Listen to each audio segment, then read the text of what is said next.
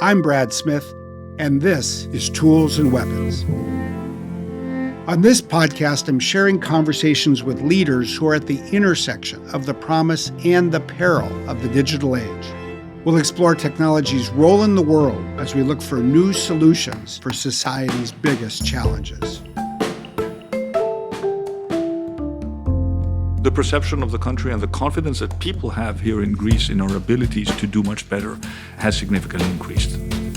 That's Kyriakos Mitsotakis, the Prime Minister of Greece. He and I had the opportunity to sit down and talk together recently in Athens.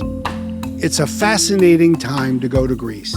Following a decade of recession, the past 3 years have brought about a strong economic resurgence. Despite strong headwinds and a recession in Europe, Greece's economy is growing this year by about 6%. And digital technology has played an indispensable role. In fact, I think it's fair to say that Prime Minister Mitsotakis is really a 21st century Prime Minister. He's used digital technology to drive not just an economic resurgence, but a digital transformation for the nation, for their growing tech sector, and is focused on how to put technology to work to improve the way everyday citizens get to interact with the government. In this podcast, we cover Greece's ambition to digitally preserve ancient cultural sites and the work it takes to protect one of the oldest and best inventions that Greece has contributed, democracy itself. My conversation with Prime Minister Mitsotakis, up next on Tools and Weapons.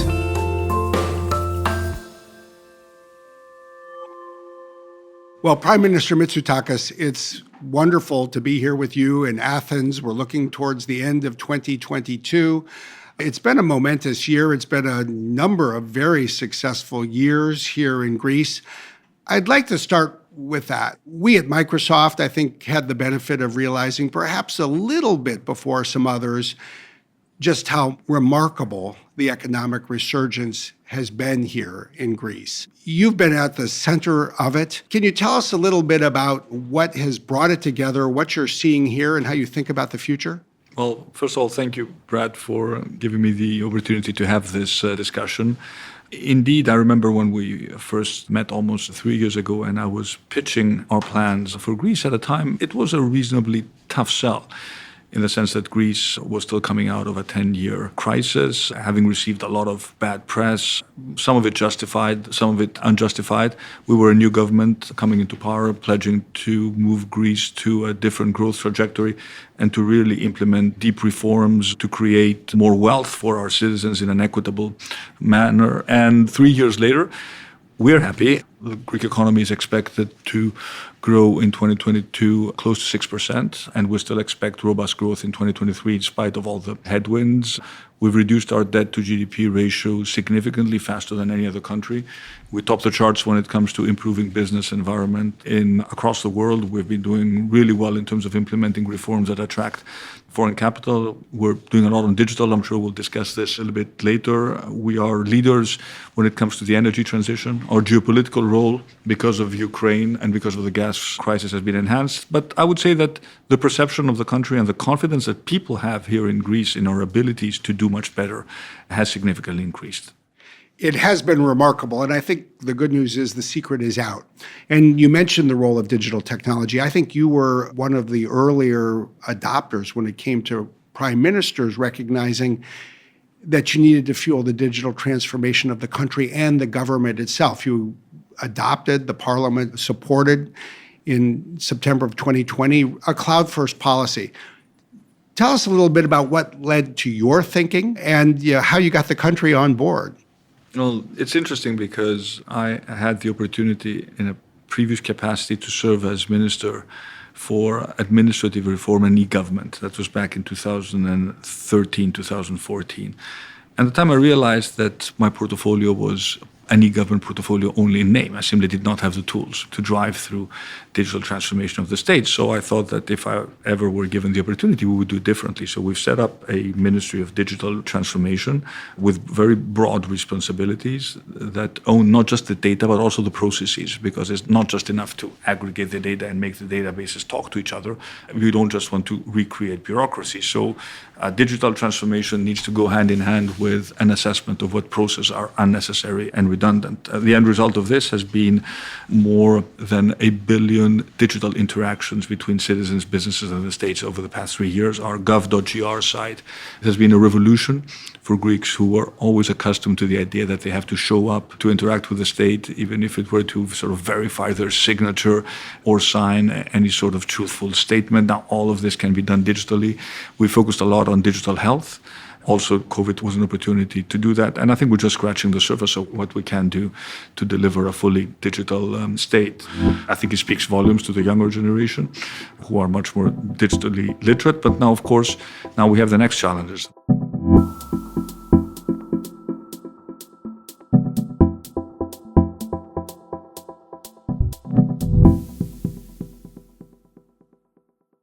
When I came here to Athens in October 2020, when we announced together that Microsoft would build huge data centers here in Greece, we also announced a skilling program to reach 100,000 people, including people in government. We're more than a third of the way there. How do you think about the skilling challenges for, say, digital technology here in Greece? First of all, it's a completely different ballpark from traditional education. And we always thought that you'd go through high school, go to university, spend 4 or 5 years, get your degree. The whole skilling business works in a completely different manner. It's much more compact, much more focused on results, on certification, making sure that people actually get the skills that the marketplace is asking for. And of course, we just cannot design it in a vacuum. We have to talk to our customers, and our customers are the people who want to acquire the skills and the companies who will hire these people. So there needs to be a much stronger interconnection between what we do and what the marketplace is really asking for. The good thing is we have a lot of money available from European funds to do this. We have lots of talented people, I think, eager to strengthen their skills. For example, we have lots of STEM graduates. If in the past you wanted to get a degree in math in Greece or in chemistry or in physics, you probably wanted to do this to go and teach physics at a school. But now there are only that many jobs to teach physics at a public school. But you have a STEM background. So how do you take these people who understand something about STEM and add on top of those people those layers of skills that can make them marketable into a fast-changing environment? Or how do you take, for example, a small business that has no clue about digital marketing and teach them those elements that will actually allow them to make a difference? So it needs to be really carefully tailored. There's no single solution. And of course, one thing we've also discussed about, we talk about digital skills, but there will also be a need for sustainability skills, which is, I know, something that you focus a lot on. And Greece being sort of a country that is in the Mediterranean, where we see climate change happening already, this is not something you can just look at. We'll make our contribution, of course, when it comes to our nationally defined contributions, but we want to do something that punches above our weight in terms of contributing to this global debate.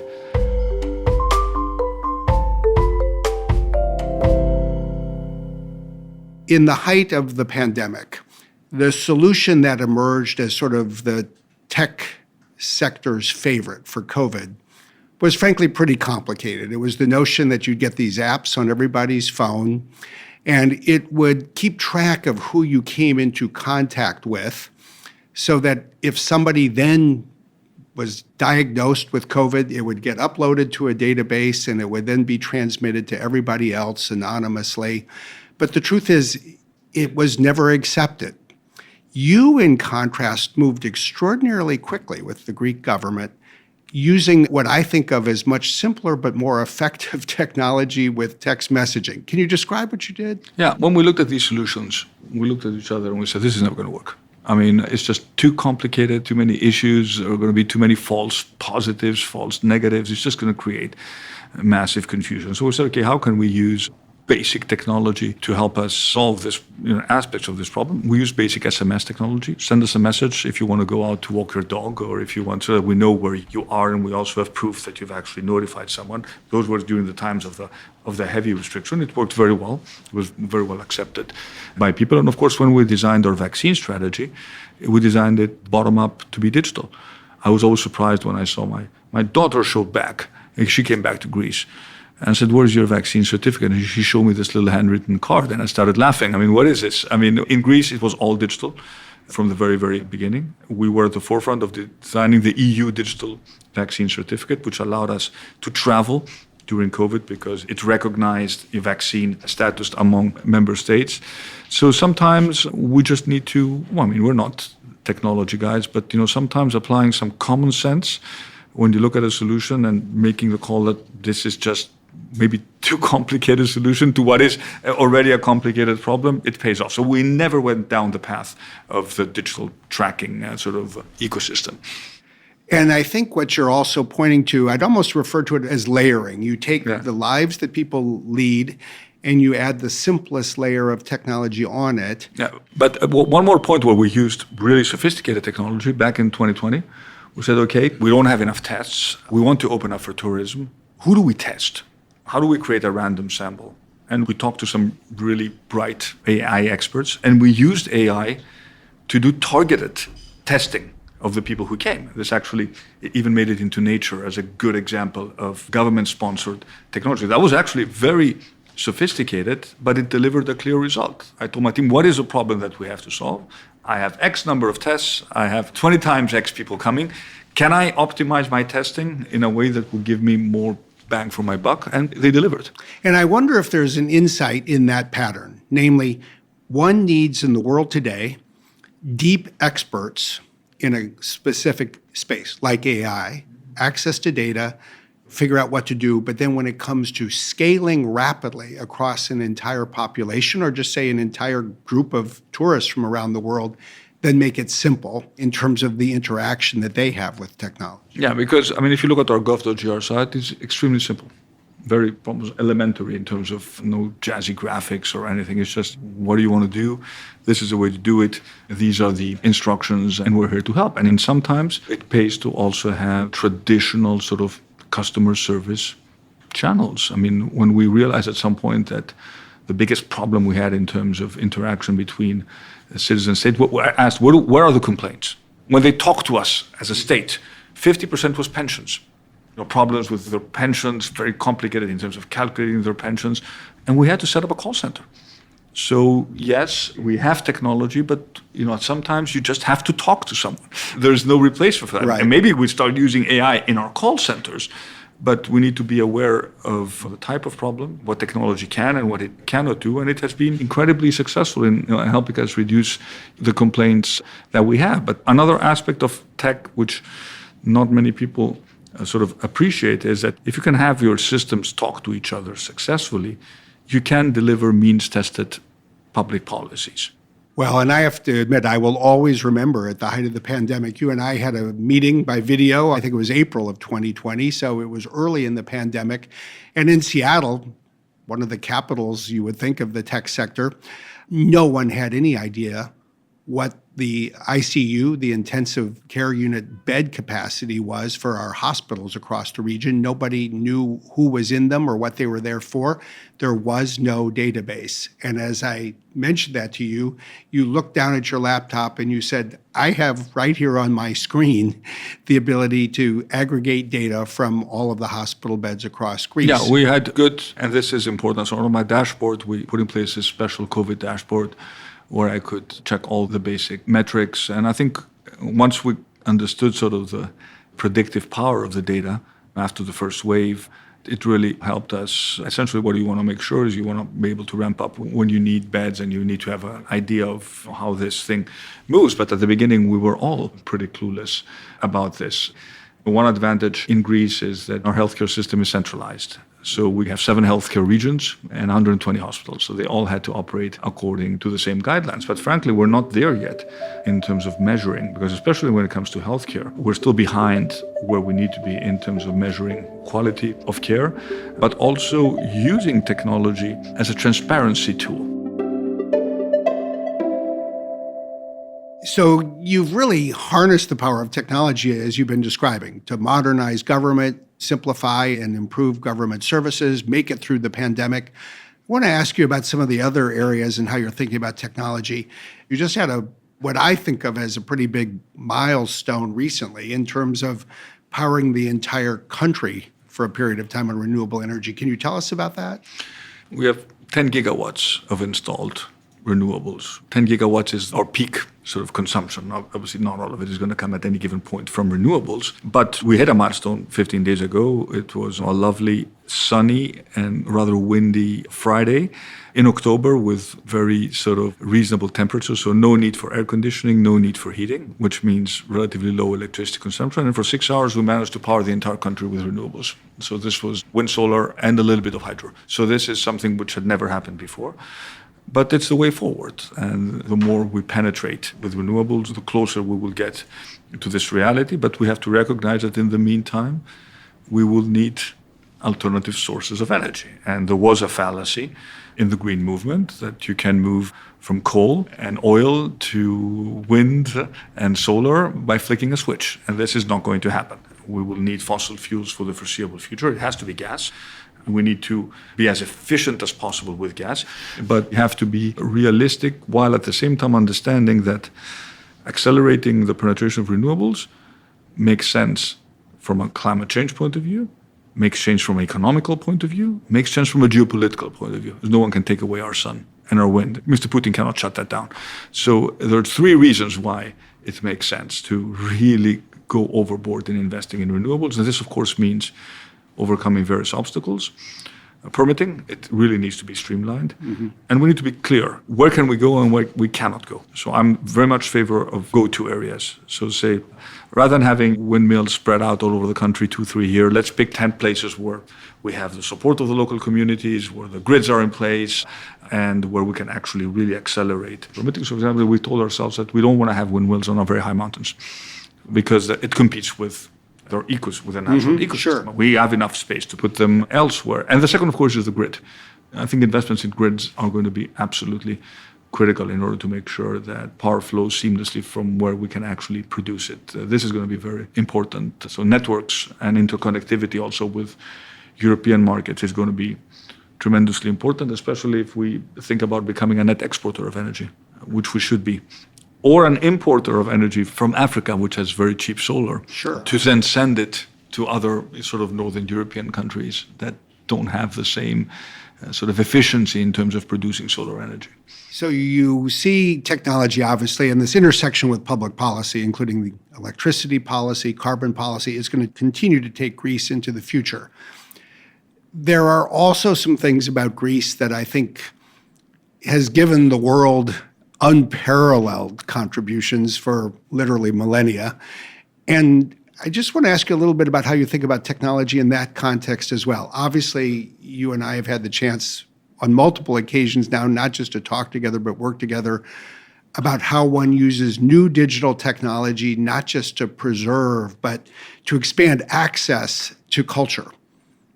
Can you talk a little bit about that? We did our amazing project together in Olympia, which is one of our iconic sites, and ask your people listening to it to actually look it up, because it is an amazing augmented reality recreation of what ancient Olympia looked like. So you can access it from your laptop, but more interesting, if you visit the site and you use your phone, you will superimpose an augmented reality recreation of what ancient Olympia looked like. And it is truly eye-opening. I think that in terms of experiencing our culture in situ with technology, I mean, this is really opening up a completely new universe with significant opportunities for the country, bring in more visitors, develop more sort of technology in this sort of interconnection between culture and augmented reality. It's fascinating what we can do with technology to recreate the ancient world. But of course, so you also need content for this.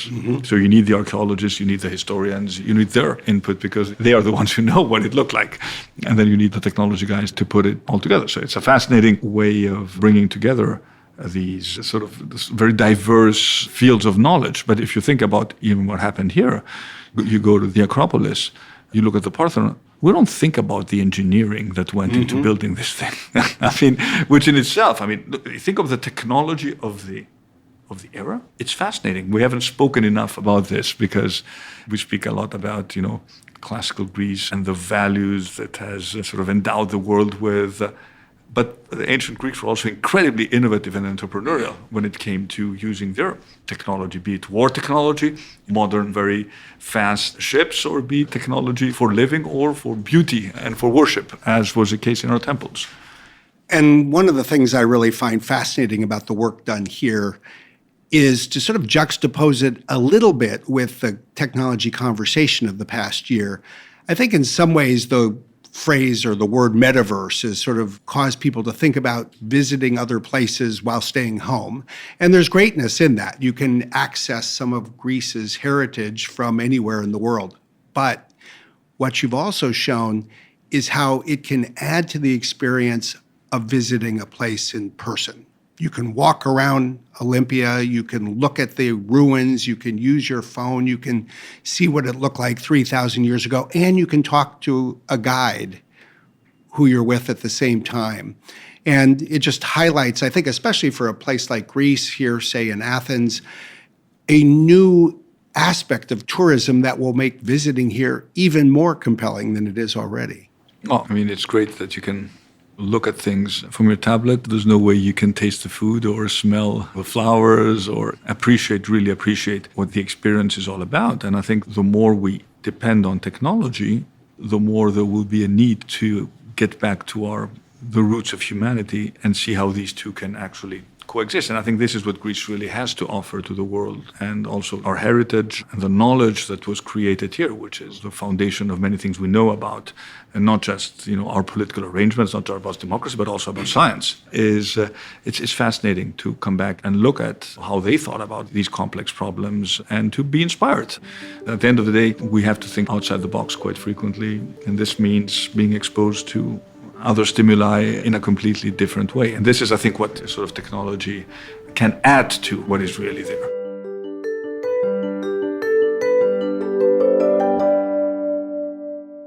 Greece has given the world so much. People think of the Olympics, the food, as you point out, the philosophy, the science, and I might even say, in my own view, the greatest gift that Greece has given to the world is democracy itself. How do you think about the state of democracy, the health of democracy around the world, its intersection with the technological era in which we all live? You sit here today as the elected leader of the place where democracy began. You see democracy perhaps in a way that is unusual in the world. What do you make of it? I have a lot of thoughts on this topic. Sometimes it is important to go back to ancient Greece and see what the thinkers who essentially put down on paper what ancient Greek democracy was all about, what were they thinking? Because if you still read, Pericles' Funeral, it is essentially the challenges faced by a democracy which is attacked by an authoritarian regime. Mm-hmm. It's extremely relevant text. I think it should be mandatory reading, especially for all elected politicians. But look, our democracy is facing challenges and needs to demonstrate that it is resilient. We live in a toxic environment where this debate can be very polarized. At the same time, we also need to be aware that sometimes all this toxicity of the social media sphere, it's not necessarily what people are thinking about and what they care about. I mean, now people care about the cost of living. They care about their fuel bills. They care about healthcare. They don't necessarily care about, politicians fighting with each other and getting on each other's throats. So sometimes we need to be aware that within the bubble of the political discourse, there's another reality which craves for real solutions to real problems. And one needs to be very cognizant of the fact that at the end of the day, our job is to make people's lives better and to solve problems. And we'll be judged, I think, based on our ability to deliver real results. Well, I think there's an interesting point that you make, and it also, I think, takes us back to ancient Greece. there were two things that sort of came to life at the same time. One was theater, and the other was this enormous, not just confidence, but faith in the ability of, at that point, the common man, common people, to exercise judgment. And they all had a role.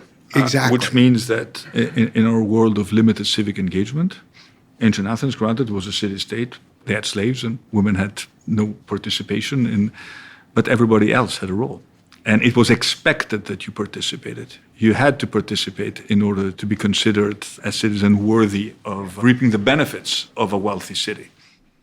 And people love to go to the theater, but you had here in this, not just this country, but in this city where we are today, this ability for common people to, as you say, appreciate what really mattered. And social media may be the theater of our day to some degree. It may be dramatic.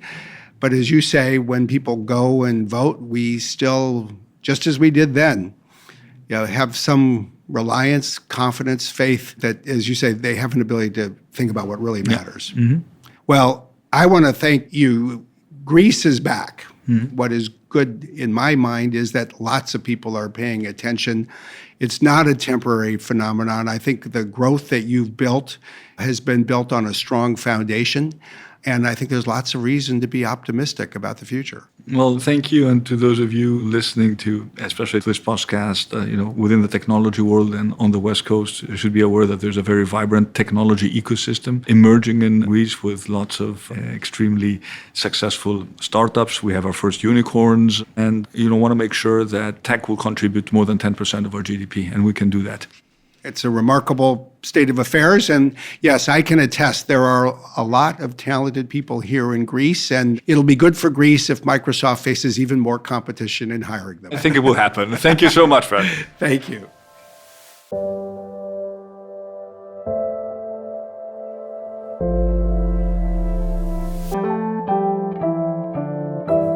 You've been listening to Tools and Weapons with me, Brad Smith. If you enjoyed today's show, please follow us wherever you like to listen. Our executive producers are Carol Ann Brown and Aaron Teesey. This episode of Tools and Weapons was produced by Karina Hernandez and Jordan Rothlein.